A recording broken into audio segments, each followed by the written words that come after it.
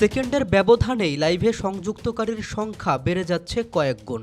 অলৌকিক লাগে কখনো কখনো হাসির খোরাক যোগায়। বলছিলাম বাংলাদেশ বনাম জিম্বাবুয়ে ম্যাচের সম্প্রচারের কথা। সিরিজের সম্প্রচার নিয়ে হয়ে আসছিল নানা কাহিনী। টিভি রাইটস বা সম্প্রচার রাইটস কিনতে রাজি হয়নি বড় কোনো টেলিভিশন চ্যানেল। সবশেষ বাংলাদেশ টেলিভিশন বিটিভিতেই সম্প্রচার হচ্ছে ম্যাচ। তবে পুরনো ঘটনার নতুন কিছু হলো, বিটিভি এই সিরিজ সম্প্রচার করবে স্যাটেলাইট চ্যানেল এবং তাদের ওয়েবসাইটে। সে অনুযায়ী ওয়েবসাইটে উপভোগ করা যাচ্ছে ম্যাচ, কিন্তু সেখানে লাইভে সংযুক্তকারীর সংখ্যা দেখানো নিয়েই হচ্ছে সমালোচনা। কখনো দেখাচ্ছে লাইভে সংযুক্ত 700 মানুষ, আবার কখনো বা 3 লক্ষেরও বেশি।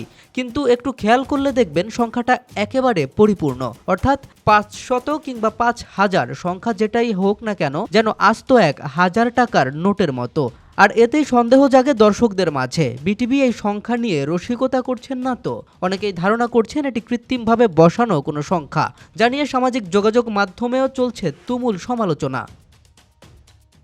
কেম রাফিন, বিডি আর্কাইভ, ডেস্ক রিপোর্ট।